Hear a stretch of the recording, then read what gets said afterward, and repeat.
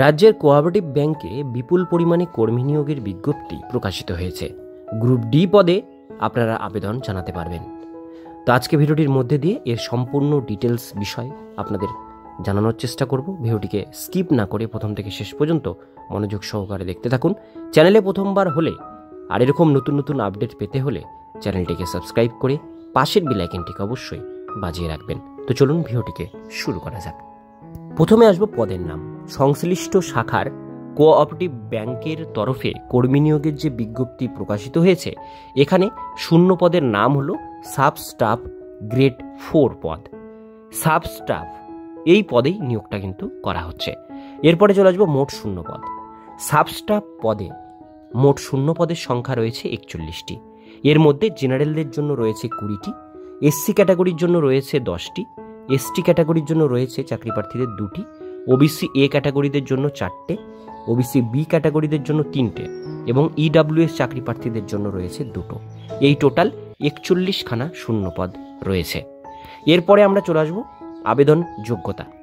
আবেদন প্রক্রিয়া অংশগ্রহণকারী চাকরি প্রার্থীদের বয়সসীমা 18 বছর থেকে 40 বছরের মধ্যে হতে হবে। এছাড়াও সংরক্ষণ শ্রেণীর চাকরি প্রার্থীরা যথা এসটি এসসি ওবিসি চাকরি প্রার্থীরা আবেদনের ক্ষেত্রে 5 বছরের বয়সের ছাড় পাবেন।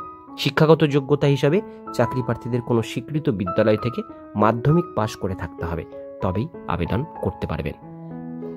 অর্থাৎ শুধু মাধ্যমিক পাস যোগ্যতা থাকলেই আবেদন করতে পারছেন 18 থেকে 40-এর মধ্যে বয়স সীমা।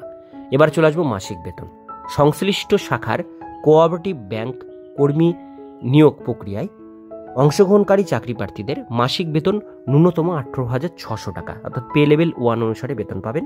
সর্বোচ্চ 38,600 টাকা প্রদান করা হবে। এছাড়াও ব্যাংকে চাকরির ক্ষেত্রে যেসব সুযোগ সুবিধা প্রদান করা হয় এক্ষেত্রে তা আপনাদের প্রদান করা হবে। তো বেতন পে লেভেল 1 অনুসারে ভালো বেতন পাবেন।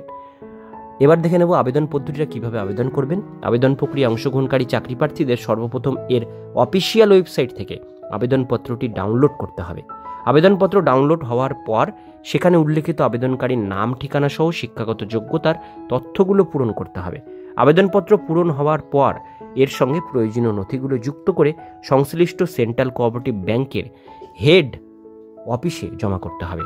আবেদনপত্র জমা করার ঠিকানা অফিসিয়াল নোটিফিকেশনে দেওয়া রয়েছে, সেখান থেকে বিস্তারিত আপনারা দেখে নিতে পারেন।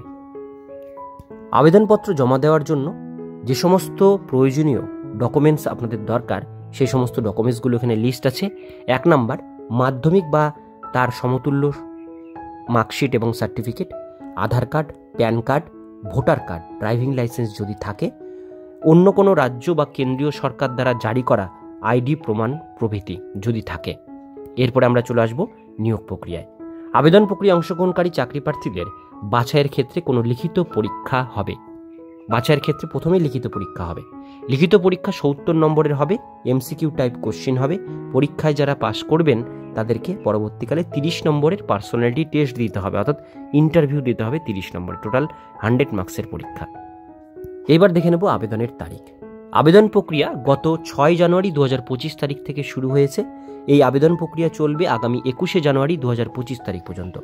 তাই আগ্রহী চাকরি প্রার্থীরা উক্ত সময়ের মধ্যে সকাল 11টা থেকে বিকেল 4টে পর্যন্ত সরাসরি তমলুক হেড অফিসে গিয়ে আবেদনপত্রটি জমা করতে পারেন। এই নিয়োগ সংক্রান্ত আরও বিস্তারিত তথ্য জানতে অফিসিয়াল নোটিফিকেশন দেখুন। অফিসিয়াল নোটিফিকেশন এবং ওয়েবসাইটের লিঙ্ক আমি ডিসক্রিপশন বক্সে আপনাদের সুবিধার জন্য দিয়ে রাখবো।